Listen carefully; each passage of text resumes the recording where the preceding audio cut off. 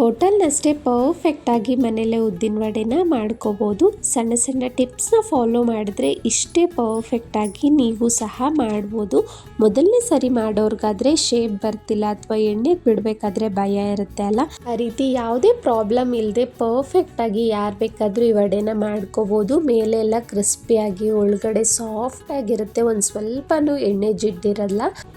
ಬೇಳೆ ಎಷ್ಟೊತ್ತು ನೆನೆಸ್ಬೇಕು, ಹೇಗೆ ರುಬ್ಬಬೇಕು, ಹಾಗೆ ವಡೆನ ಹೇಗೆ ಬಿಡಬೇಕು ಅನ್ನೋದನ್ನು ಎಲ್ಲೂ ಸ್ಕಿಪ್ ಮಾಡದೆ ಸ್ಟೆಪ್ ಬೈ ಸ್ಟೆಪ್ ಹೇಳ್ತೀನಿ ನೋಡಿ. ಮೊದಲಿಗೆ ಇಲ್ಲಿ 1 ಕಪ್ ಆಗುವಷ್ಟು ಉದ್ದಿನ ಬೇಳೆನ ತೊಗೊಂಡಿದ್ದೀನಿ. 1/4 kg ಅಷ್ಟಿದೆ. ಈ ಕ್ವಾಂಟಿಟಿ ತೊಗೊಂಡ್ರೆ ನಿಮಗೆ 15ರಿಂದ 16 ವಡೆಗಳಾಗುತ್ತೆ. ಸೈಜ್ ನೋಡ್ಬೋದು ಎಷ್ಟು ದೊಡ್ಡದಾಗಿದೆ ಅಂತ. ಈಗ 2ರಿಂದ 3 ಸಲ ಚೆನ್ನಾಗಿ ವಾಶ್ ಮಾಡ್ಕೊಳ್ಳೋಣ. ವಾಶ್ ಮಾಡಿದ ನಂತರನೇ ನೆನೆಸಾದ್ಮೇಲೆ ತೊಳೆಯೋಕ್ಕೆ ಹೋಗಬೇಡಿ. ಸುಮಾರು 2ರಿಂದ 3 ಸಲ ಚೆನ್ನಾಗಿ ತೊಳೆದು ಈಗ ಇದಕ್ಕೆ ಮುಳುಗೋ ಅಷ್ಟು ನೀರನ್ನು ಹಾಕಿ ನೆನೆಯೋದಕ್ಕೆ ಬಿಡಬೇಕು.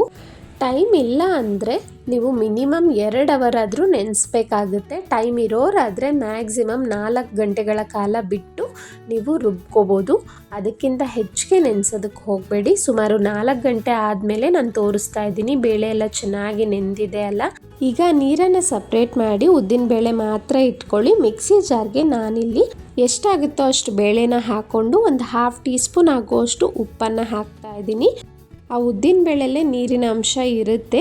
ಇಲ್ಲಿ ಬೇಕು ಅನಿಸಿದ್ರೆ ಮಾತ್ರ 1 ಟೀ ಸ್ಪೂನ್ ನೀರು ಹಾಕ್ಕೊಂಡು ಈ ಕನ್ಸಿಸ್ಟೆನ್ಸಿಲಿ ಬೆಣ್ಣೆ ರೀತಿಲಿ ಇರಬೇಕು, ಆ ರೀತಿ ರುಬ್ಕೋಬೇಕು. ಇದಕ್ಕಿಂತ ತೆಳ್ಳಗೆ ಮಾಡೋಕ್ಕೆ ಹೋಗಬೇಡಿ, ಶೇಪ್ ಅನ್ನೋದು ಬರೋದಿಲ್ಲ ತೆಳ್ಳಗಾಗ್ಬಿಟ್ರೆ. ನಾನಿಲ್ಲಿ ಸುಮಾರು 3ರಿಂದ 4 ಟೀ ಸ್ಪೂನ್ ಆಗುವಷ್ಟು ನೀರನ್ನ ಮಧ್ಯ ರುಬ್ಬೋದಕ್ಕೆ ಆಗ್ತಿಲ್ಲ ಅಂದಾಗ ಹಾಕ್ಕೊಂಡು ಮಾತ್ರ ರುಬ್ಕೊಂಡಿದ್ದೀನಿ ನೋಡಿ. ಸೆಕೆಂಡ್ ಬ್ಯಾಚು ಅಷ್ಟೇ ಬೇಳೆ ಉಪ್ಪು ಹಾಕ್ಕೊಂಡು ರುಬ್ಕೊಳ್ತಾ ಇದ್ದೀನಿ. ಆದಷ್ಟು ಸಣ್ಣ ಮಿಕ್ಸಿ ಜಾರ್ ತೊಗೊಳ್ಳಿ, ಅದರಲ್ಲಿ ಫೈನ್ ಪೇಸ್ಟಾಗಿ ನೀವು ಮಾಡ್ಕೋಬೋದು. ದೊಡ್ಡದ್ರಲ್ಲಿ ಅಷ್ಟು ಫೈನಾಗಿ ಬರೋದಿಲ್ಲ ನಿಮಗೆ. ಎಲ್ಲ ಹಿಟ್ಟನ್ನು ಇದೇ ಕನ್ಸಿಸ್ಟೆನ್ಸಿಲಿ ರುಬ್ಕೊಂಡು ಬೌಲ್ಗೆ ಹಾಕ್ಕೊಂಡಿದ್ದೀನಿ. ಈಗ ಇದಕ್ಕೆ 2 ಟೇಬಲ್ ಸ್ಪೂನ್ ಆಗುವಷ್ಟು ಅಕ್ಕಿ ಹಿಟ್ಟನ್ನು ಹಾಕ್ತಾ ಇದ್ದೀನಿ. ನಂತರ 1 ಟೇಬಲ್ ಸ್ಪೂನ್ ಆಗುವಷ್ಟು ಸೂಜಿ ರವೆನ ಹಾಕ್ತಾ ಇದ್ದೀನಿ. ಈ 2 ಪದಾರ್ಥ ಹಾಕೋದ್ರಿಂದ ನಮಗೆ ಒಳಗಡೆ ಸಾಫ್ಟಾಗಿ ಮೇಲೆ ಕ್ರಿಸ್ಪಿಯಾಗಿ ಹೋಟೆಲ್ ಸ್ಟೈಲ್ನಲ್ಲೇ ಬರುತ್ತೆ.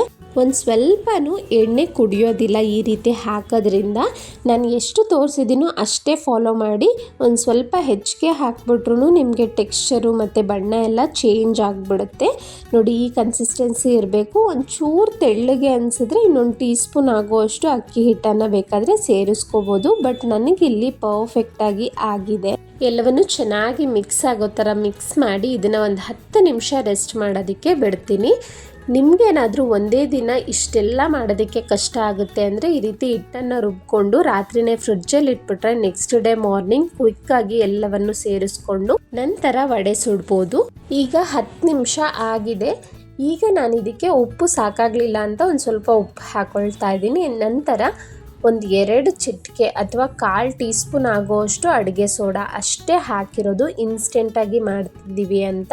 ನೀವು ಫ್ರಿಡ್ಜಲ್ಲಿ ಓವರ್ನೈಟ್ ಸ್ಟೋರ್ ಮಾಡೋದಾದರೆ ಈ ಸೋಡಾ ಸಹ ಬೇಕಾಗಿಲ್ಲ. ತುಂಬ ಫ್ಲಫಿಯಾಗಿ ಸಾಫ್ಟಾಗಿ ಬರಲಿ ಅನ್ನೋದಕ್ಕೋಸ್ಕರ ನೋಡಿ, ವಿಸ್ಕರು ಅಥವಾ ಕೈಯಿಂದನೇ ಒಂದೇ ಡೈರೆಕ್ಷನಲ್ಲಿ 2ರಿಂದ 3 ಸಲ ಚೆನ್ನಾಗಿ ಈ ರೀತಿ ಬೀಟ್ ಮಾಡ್ಕೋಬೇಕು. ಈ ರೀತಿ ಮಾಡೋದ್ರಿಂದ ಹೇರ್ ಗ್ಯಾಪ್ ಫಾರ್ಮ್ ಆಗಿ ನಮಗೆ ವಡೆ ಅನ್ನೋದು ಉಬ್ಬಿ ಚೆನ್ನಾಗಿ ಬರುತ್ತೆ. ಕಂಟಿನ್ಯೂಸ್ ಆಗಿ ನಾನಿಲ್ಲಿ ಒಂದು 3 ನಿಮಿಷಗಳ ಕಾಲ ಈ ರೀತಿನೇ ಬೀಟ್ ಮಾಡ್ಕೊಂಡಿದ್ದೀನಿ. ಫ್ಲಫಿಯಾಗಿ ತುಂಬ ಚೆನ್ನಾಗಾಗುತ್ತೆ. ಸಣ್ಣ ರಿಕ್ವೆಸ್ಟ್, ಯಾರೆಲ್ಲ ಸವಿ ಕಿಚನ್ ಕನ್ನಡ ಚಾನಲ್ನ ಮೊದಲನೇ ಸರಿ ನೋಡ್ತಿದ್ದೀರಾ ಪ್ಲೀಸ್ ಸಬ್ಸ್ಕ್ರೈಬ್ ಮಾಡಿ. ಹಾಗೆ ಡೈಲಿ ಅಪ್ಡೇಟ್ಸ್ಗಾಗಿ ಬೆಲ್ ಐಕಾನ್ ಕ್ಲಿಕ್ ಮಾಡೋದನ್ನು ಮರಿಬೇಡಿ. ಈಗ ನೋಡಿ, ಸುಮಾರು ಒಂದು 3 ನಿಮಿಷ ಚೆನ್ನಾಗಿ ಒಂದೇ ಡೈರೆಕ್ಷನಲ್ಲಿ ಬೀಟ್ ಮಾಡ್ಕೊಂಡಿದ್ದೀನಿ. ಎಷ್ಟು ಫ್ಲಫಿಯಾಗಿ ಹಿಟ್ಟು ರೆಡಿಯಾಗಿದೆ ಅಂತ ನೋಡ್ಬೋದು. ಈಗ ಇದಕ್ಕೆ ಸ್ವಲ್ಪ ಕರಿಬೇವನ್ನು ಸಣ್ಣದಾಗಿ ಕಟ್ ಮಾಡಿ ಸೇರಿಸ್ಕೊಂಡಿದ್ದೀನಿ. 3ರಿಂದ 4 ಹಸಿಮೆಣಸಿನ್ಕಾಯಿ ಹಾಕ್ಕೊಂಡಿದ್ದೀನಿ. ನಂತರ 2 ಈರುಳ್ಳಿನ ಸಣ್ಣದಾಗಿ ಕಟ್ ಮಾಡಿ ಹಾಕ್ಕೊಂಡಿದ್ದೀನಿ. ನೀವೇನಾದರೂ ಹಬ್ಬಕ್ಕೆ ದೇವ್ರಿಗೆಲ್ಲ ನೈವೇದ್ಯಕ್ಕೆ ಇಡಬೇಕು ಅನ್ನೋದಾದರೆ ಈರುಳ್ಳಿನ ಸ್ಕಿಪ್ ಮಾಡಿ ಅದೊಂದು ಬಿಟ್ಟು ಇನ್ನೆಲ್ಲ ಸೇಮ್ ಪ್ರೋಸೆಸ್ ಮಾಡ್ಕೋಬೋದು. 2 ಇಂಚು ಶುಂಠಿನ ಸಣ್ಣದಾಗಿ ಕಟ್ ಮಾಡಿ ಹಾಕ್ಕೊಂಡಿದ್ದೀನಿ. ನಂತರ ಒಂದು 1/2 ಟೀ ಸ್ಪೂನ್ ಆಗುವಷ್ಟು ಮೆಣಸನ್ನು ಕುಟ್ಬಿಟ್ಟು ಸೇರಿಸ್ಕೊಂಡಿದ್ದೀನಿ. ತುಂಬ ಒಳ್ಳೆ ಟೇಸ್ಟ್ ಕೊಡುತ್ತೆ ಮೆಣಸು ಹಾಕೋದ್ರಿಂದ. ಈಗೆಲ್ಲವನ್ನು ಒಂದ್ಸಲ ಚೆನ್ನಾಗಿ ಮಿಕ್ಸ್ ಮಾಡ್ಕೊಳ್ಳೋಣ. ನೋಡಿ, ಹಿಟ್ಟಿನ ಕನ್ಸಿಸ್ಟೆನ್ಸಿ ಈ ರೀತಿ ಇದ್ದರೆ ಪರ್ಫೆಕ್ಟಾಗಿ ಬರುತ್ತೆ. ಒಂದು ಸ್ವಲ್ಪ ತೆಳ್ಳಗಾದರೂ ನಿಮಗೆ ಆ ವಡೆ ಶೇಪ್ ಅನ್ನೋದು ಹಾಳಾಗಿಬಿಡುತ್ತೆ.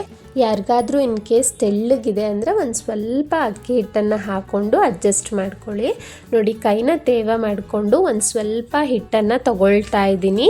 ಕೈಯಿಂದ ಈ ರೀತಿ ವಡೆ ಶೇಪ್ ಮಾಡಿ ಎಣ್ಣೆಗೆ ಬಿಟ್ಕೋಬೋದು. ಬಟ್ ಮೊದಲನೇ ಸರಿ ಮಾಡೋರಿಗೆ ಭಯ ಇರುತ್ತೆ ಎಣ್ಣೆಗೆ ಬಿಡೋದಕ್ಕೆ.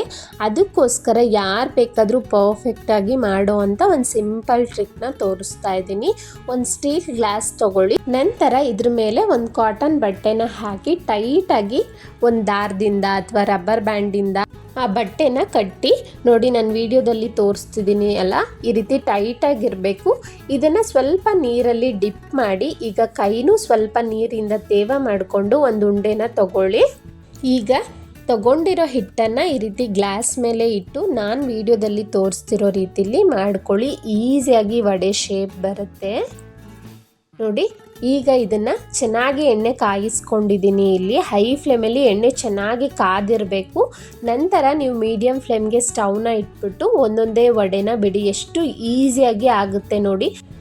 ನಾನು ತೊಗೊಂಡಿರೋ ಬಾಣಲಿಲಿ 4 ವಡೆ ಆರಾಮಾಗಿ ಬೇಯಿಸ್ಕೋಬೋದು. ದೊಡ್ಡ ಬಾಣಲಿ ಆದರೆ ನೀವು ಎಷ್ಟಾಗುತ್ತೋ ಅಷ್ಟನ್ನು ಹಾಕೊಳ್ತಾ ಬೇಯಿಸ್ಕೋಬೋದು. ಮೀಡಿಯಮ್ ಫ್ಲೇಮಲ್ಲೇ ಒಳ್ಳೆ ಗೋಲ್ಡನ್ ಬ್ರೌನ್ ಬರೋ ತನಕ ಇದನ್ನು ಫ್ರೈ ಮಾಡ್ಕೊಳ್ಳಿ. ನೋಡಿ, ಶೇಪ್ ಎಲ್ಲ ಎಷ್ಟು ಚೆನ್ನಾಗಿ ಬಂದಿದೆ ಅಂತ. ಯಾರು ಬೇಕಾದರೂ ಫಸ್ಟ್ ಟೈಮ್ ಟ್ರೈ ಮಾಡಿದ್ರು ಇಷ್ಟೇ ಪರ್ಫೆಕ್ಟಾಗಿ ಮಾಡ್ಕೊಬಿಡ್ಬೋದು. ನಾನು ಹೇಳಿರೋ ಅಂಥ ಸ್ಟೆಪ್ಸ್ನ 1 by 1 ಕರೆಕ್ಟಾಗಿ ಎಲ್ಲೂ ಸ್ಕಿಪ್ ಮಾಡದೆ ನೋಡಿ ಫಾಲೋ ಮಾಡಿ. ನಿಮಗೂ ಇಷ್ಟೇ ಪರ್ಫೆಕ್ಟಾಗಿ ಬರುತ್ತೆ. ಇನ್ನೇನು ಹಬ್ಬಗಳು ಬಂತು ಅಲ್ವಾ, ಖಂಡಿತ ಒಂದ್ಸಲ ಈ ರೀತಿ ಮಾಡಿ ನೋಡಿ. ಟೋಟಲ್ ಟೇಸ್ಟ್ ಆಗಲಿ ಶೇಪ್ ಆಗಲಿ ಎಕ್ಸಾಕ್ಟ್ ಇರುತ್ತೆ. ಈಗ ಒಳ್ಳೆ ಗೋಲ್ಡನ್ ಬ್ರೌನ್ ಆದಮೇಲೆ ಅದನ್ನು ತೆಗೆದುಬಿಟ್ಟು ನೆಕ್ಸ್ಟ್ ಬ್ಯಾಚು ಹಾಕೋದಕ್ಕಿಂತ ಮುಂಚೆ ಎಣ್ಣೆನ ಚೆನ್ನಾಗಿ ಕಾಯಿಸಿರಬೇಕು. ಅನಂತರ ನೆಕ್ಸ್ಟ್ ಬ್ಯಾಚ್ನು ಹಾಕ್ಕೊಂಡು ಫ್ರೈ ಮಾಡ್ಕೋಬೇಕು. ಹತ್ತಿರದಿಂದ ನೋಡ್ಬೋದು, ಒಂದು ಸ್ವಲ್ಪನೂ ಎಣ್ಣೆ ಇರೋದಿಲ್ಲ ನಿಮಗೆ. ವಡೆ ಮೇಲ್ಗಡೆ ಎಲ್ಲ ಕ್ರಿಸ್ಪಿಯಾಗಿರುತ್ತೆ, ಒಳಗಡೆ ಎಲ್ಲ ಸಾಫ್ಟಾಗಿ ತುಂಬಾ ಚೆನ್ನಾಗಿ ಬಂದಿತ್ತು. ಈ ವಿಡಿಯೋ ಇಷ್ಟ ಆಯಿತು ಅಂದ್ಕೊಳ್ತೀನಿ. ಪ್ಲೀಸ್ ವಿಡಿಯೋ ನೋಡೋರು ಲೈಕ್ ಮಾಡಿ, ಹಾಗೆ ನಿಮ್ಮ ಫ್ಯಾಮಿಲಿ ಫ್ರೆಂಡ್ಸ್ಗೆ ಶೇರ್ ಮಾಡಿ. ನನ್ನ ಚಾನಲಲ್ಲಿ ಹಲವಾರು ಇದೇ ರೀತಿ ಈಸಿ ಆ್ಯಂಡ್ ಟೇಸ್ಟಿ ಕ್ವಿಕ್ಕಾಗಿ ಮಾಡೋವಂಥ ರೆಸಿಪೀಸ್ ಇದೆ. ಇದ್ರ ಜೊತೆ ಕಾಂಬಿನೇಷನ್ ಆಗಿ ಹೋಟೆಲ್ ಸ್ಟೈಲ್ನಲ್ಲೇ ಇಡ್ಲಿ, ಹಾಗೆ ಮಸಾಲೆ ದೋಸೆ, ಹಾಗೆ ಇಡ್ಲಿ ಸಾಂಬಾರ್ ಎಲ್ಲವೂ ಇದೆ. ಎಲ್ಲ ಈ ವಿಡಿಯೋ ಎಂಡಲ್ಲಿ ಅಟ್ಯಾಚ್ ಮಾಡಿರ್ತೀನಿ ಅಥವಾ ಡಿಸ್ಕ್ರಿಪ್ಷನಲ್ಲಿ ಕೊಟ್ಟಿರ್ತೀನಿ. ಇಂಟ್ರೆಸ್ಟ್ ಇರೋರು ಚೆಕ್ ಮಾಡಿ. Thank you so much for watching.